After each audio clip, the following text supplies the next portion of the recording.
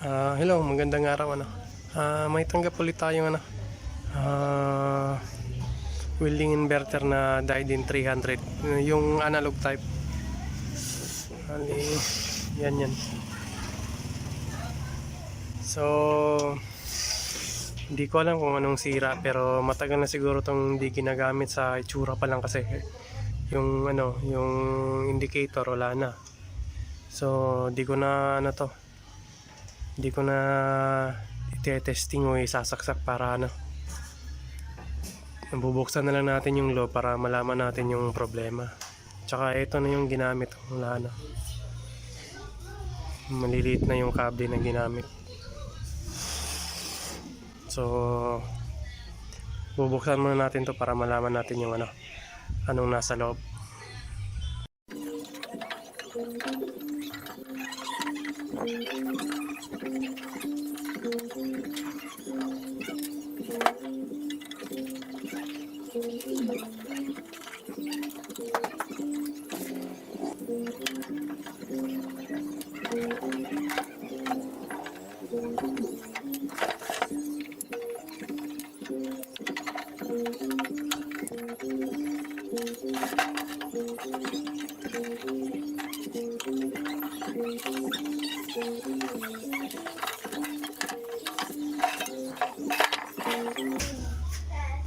So ito na yung loob.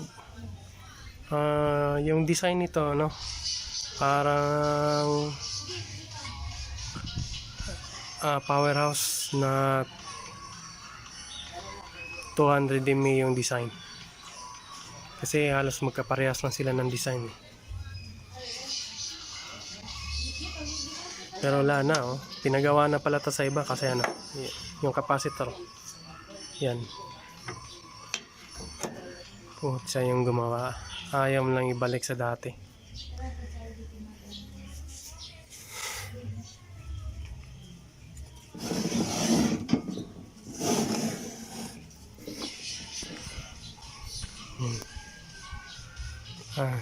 Tama nga ako, yung design nito pang powerhouse. Okay naman, matibay naman to. So yung yung pagkagawa lang ng technician ganito. So babalik natin sa original na yan. So yan, dito muna lilinisin ko muna to.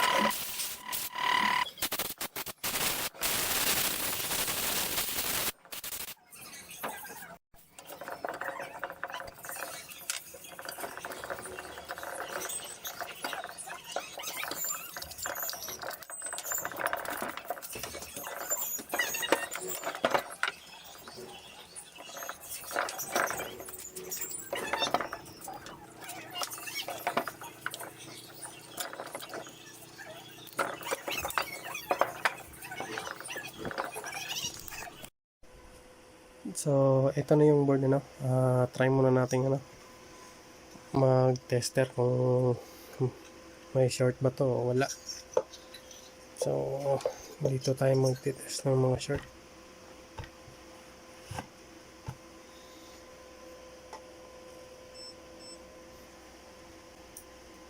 So continuity lang muna yung gagamitin natin.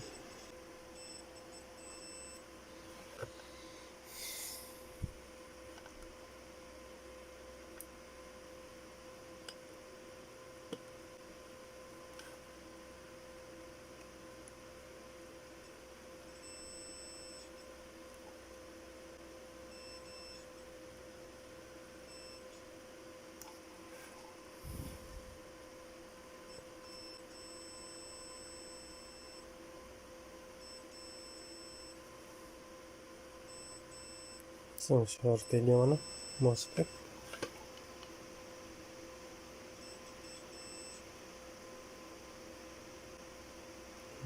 Buti yung kabila lang siguro.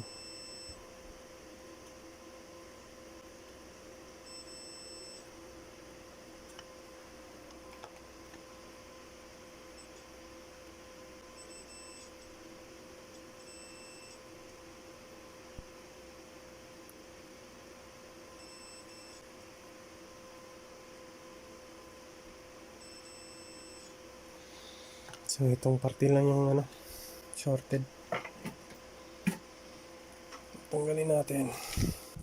So sa mga ano pala dyan, ano, gumagawa ng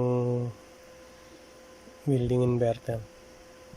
Pagka ganito sira yung ano, yung MOSFET, sira yung MOSFET. Pagka nagpalit kayo ng isa nito, palitan nyo na lahat. Kasi para maiwasan nyo yung ano, yung yung back job na gawa. Kasi pagka pinalitan nyo lang tong isa, o hindi kaya itong dalawa, for example ito, sira yung shorted yung dalawa. Ang tendency kasi pagka bago to, tapos itong isa hindi nyo rin pinalitan, malaki kasi yung chances na babalik sa inyo yung unit. Kasi nga, gamit na to, tsaka hindi natin alam kung kailan bibigay ito. Kahit na troubleshoot na yung mga maliliit na piyesa dito na okay. So, mas maganda, palitan nyo na lahat.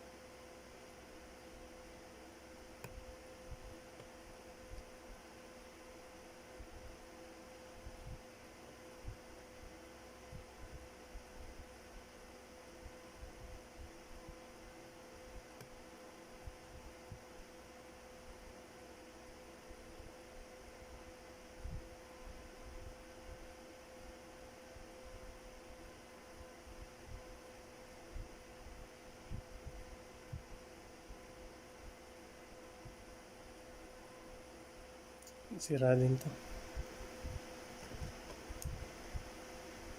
Mas lalo na to.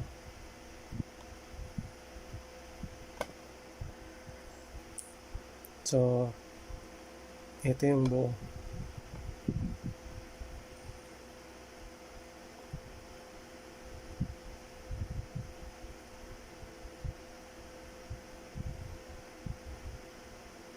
Yan yung buo.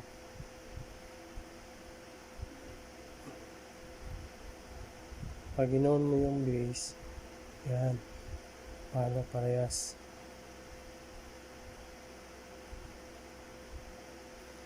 Ito sira.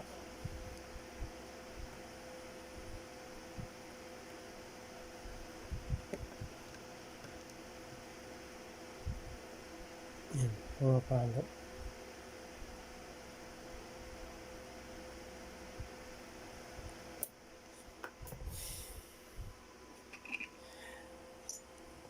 Palit lahat to. Kala ko yun lang sira, yung dalawa. Ito pa pala yung sira. Yan. Sabog yung dalawa.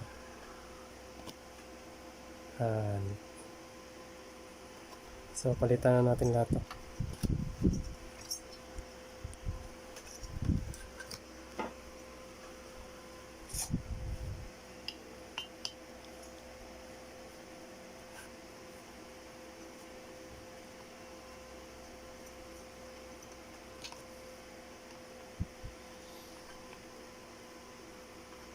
So dito panoorin nyo na lang yung isang video ko na bago nyo palitan yan. So bago nyo palitan to, kailangan nyo muna siguraduhin na lahat nung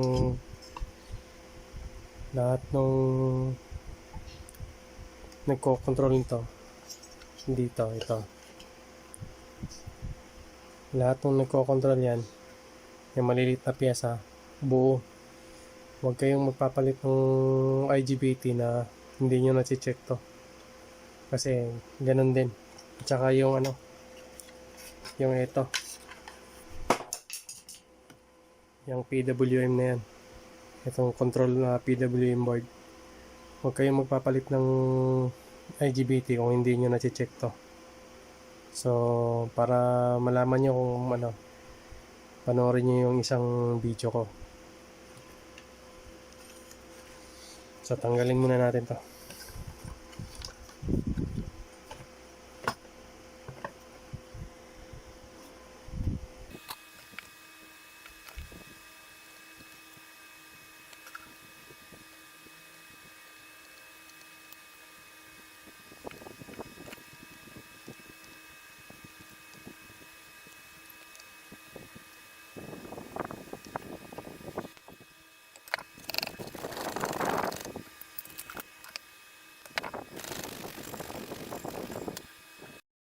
So ito na yung board. Tapos na natin yung matanggal yung mga IGBT at na tester. So kailangan ko munang linisin kasi ang dumi kita nyo naman yung board. So saka na ako sisimula mag-repair pagka natapos ng linisin.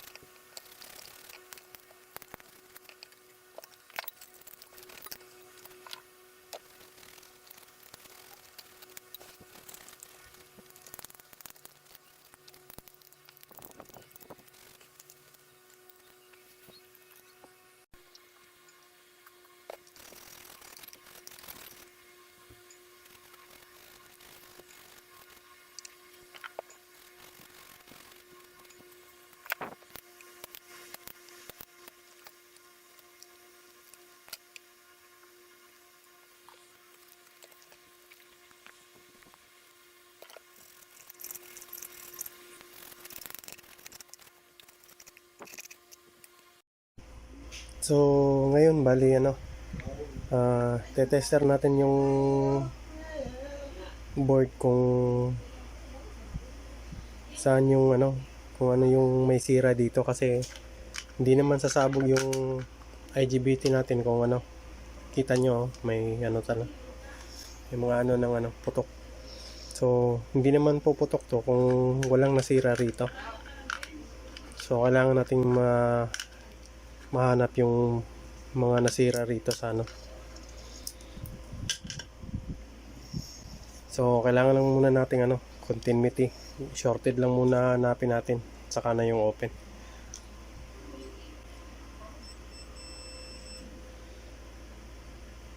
So sisimula tayo dito. So, shorted yung diode.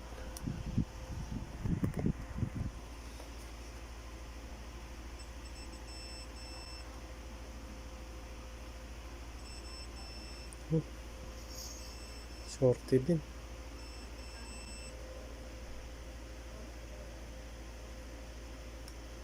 Ito, hindi.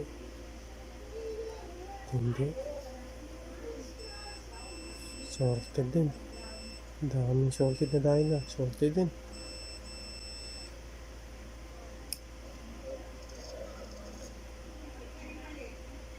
Sa kabila. Wala.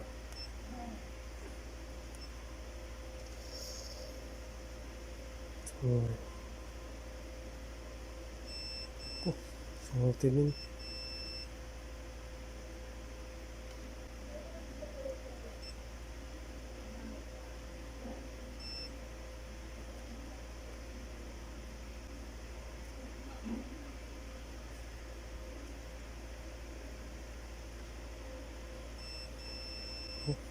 Daming shorted.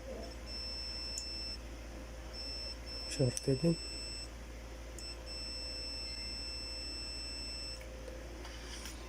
So, kailangan natin tanggalin yan, yung mga shorted na yan. At saka wag sa nasabi ko na noong una, huwag kayong magpapalit ng IGBT hanggat hindi nyo nakiklear tong dito banda. Tsaka pagkatapos yung maklear to, hanapin nyo yung cause naman ba't ito nasira. So ang huling hantungan nito yung natin, PWM controller natin, kasi yun yung isang dahilan ba't ito nasira, yung mga pyesa na yan. So sasayin natin ang tanggalin.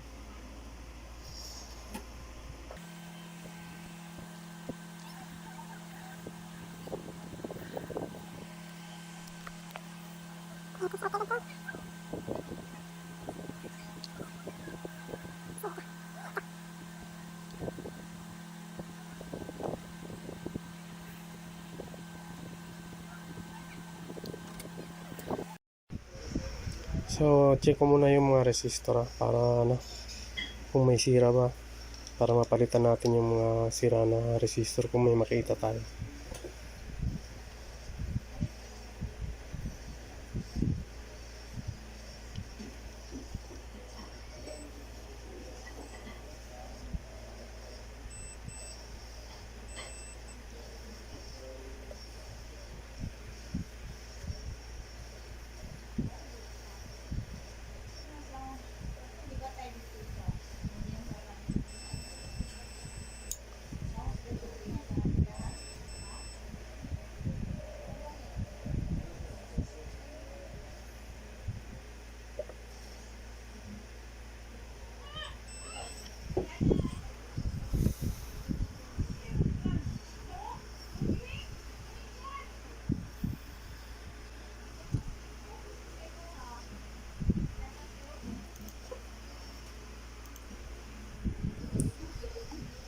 So palitan na natin tong mga diode na sira. Palitan na natin ng bago.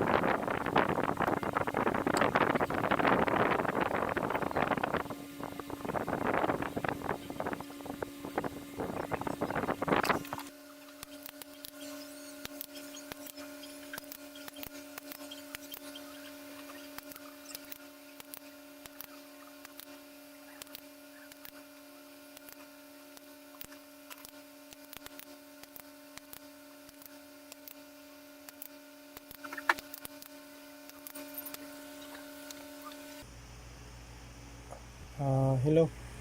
Nakita ko na pala yung problema. Ito. Yan o, yung piyesa na yan. Yan o, butas. Sunog. So, kailangan nating palitan yan. So, hindi ko na lang pala papalitan to. Ito na lang. Kasi ito yung ano, parang may butas o. Yan o. Sunog eh. So, yan yung isang dahilan kaya pumutok yung mga IGBT. So, papalitan ko na lang yan.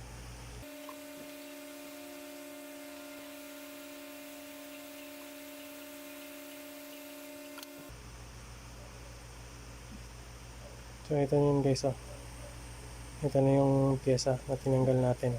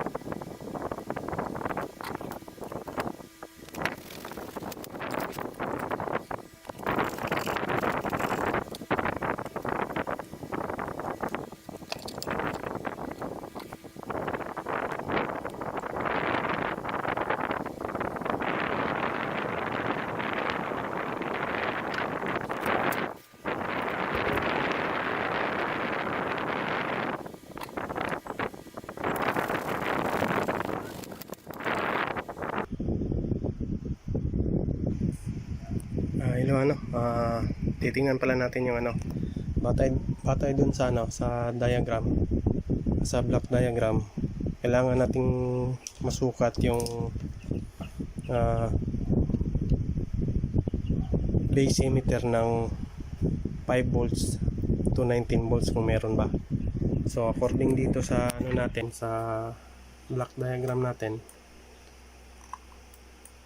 kailangan yan, may nakasulat note. Kailangan yung emitter, gate emitter voltage is nasa 5 hanggang 19 volts. So, dyan natin malalaman kung okay tayo.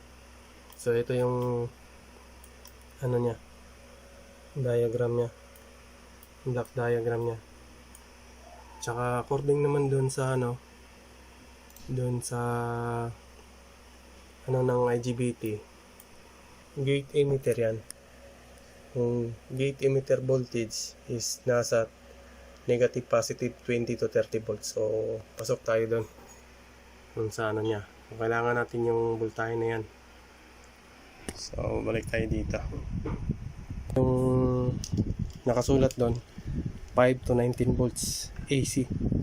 So kailangan natin ano, i-tester. So on ko na yung ano, on ko na yung unit. Yan, tester natin. Meron nga, sakto, pakita ko. So yung tester natin Sanwa, nakaset tayo ng 10 volts AC. So kailangan nating masukat kung meron bang 5 volts.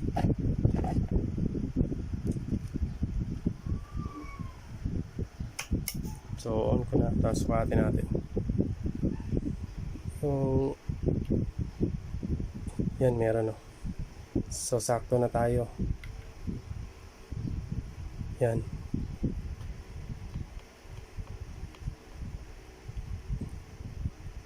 Yan. Pero yung ibang pa halos hindi magkapareha. Yung isa parehas ng ano, aabot ng 5 volts, yung isa hindi. So, testing na natin to. kakabit na natin yung IGBT natin.